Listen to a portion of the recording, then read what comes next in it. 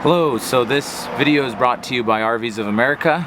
If you're reading the blog, you've seen this is a often mistake made by newbies, and it's kind of one of the #1 things that we replace in the spring is cracked water heaters. So you don't want a cracked water heater. It's going to cost you quite a bit of money. Water heaters can run anywhere from I don't know off the top of my head, $300 to $700 plus install labor. You know, it just depends on the water heater you have.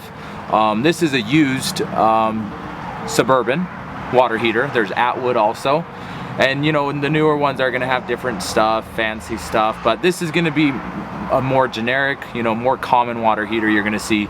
This is a Suburban. The Atwood is also the other common one. So I'm going to show you a Suburban. The Suburban Atwood, kind of the same deal. So if you know how to do this one, you can figure out the Atwood too. So let me show you. This over here is the water heater, the thing on the top here, right here. I'm going to remove this panel. Really simple. Let me kind of zoom in for you so you can see closer. Right here, we're going to pull this out. Some of these are on hinges. Some of them just come right off. Okay, right here. Now this right here is the drain plug. And there's an anode rod on there that collects the so it doesn't rot out the water heater or deteriorate it. You know, that's supposed to collect that stuff out of it.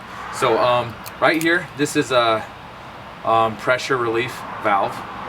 So what you're gonna need to do is you're gonna need to find a socket like this. Of course, the Atwoods are different. They're smaller. But today I'm just going to show you a Suburban. So get yourself a nice socket. You might need an extender right here because sometimes this is going to be in the way, all this stuff. Now don't start pulling this out unless you want this thing to fly out and hurt. I've seen people where they pulled it out and it's shot them in the stomach. Not a good thing. So first you're going to want to release the pressure right here. So release this pressure. Give it a second. So what happens is a lot of people, they'll drain their freshwater tanks to winterize their trailer, but they'll forget to pull out this drain. And so what happens, well, everybody knows what happens. When there's water in a confined spot and it gets cold, winter, it freezes, you can guess. That ice will expand and just crack that water heater tank just like that. It's a pretty nasty thing, so you don't want that happening to you.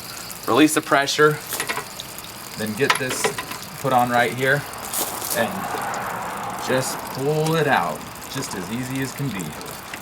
And then once you pull this out, there you go. And that's supposed to look ugly like that. That's what they're made to do, so the inside of your water heater doesn't look like that. There you go. That's how you drain a water heater. I know this is really simple. Seems kind of almost dumb, but I always say there's no such thing as dumb questions. If you're new to RVing, you know, it's not rocket science, but if you're new to RVing, you don't always know these things, and it's important to know these things. I mean, there you go. Pretty simple, pretty easy, straightforward. Drain your water heater. Once that drains out completely, you're gonna not have any problems with it cracking in the winter. So thanks so much for watching, and I hope this made sense, and I hope it helped somebody. So call us at 801-860-0035 if you have more questions. We're RVs of America. We're located in American Fork, Utah. Our address is 970 East State Road, American Fork, Utah. Visit us at www.rvsofamerica.com. You can go to our blog section, our tips and tricks. You know, we like to share good information, whether it's about RV stuff, do it yourself, you know, preventative stuff, or just where to hike and where to go camping and what to do for fun. Anyways, thanks so much for watching. Have a wonderful day.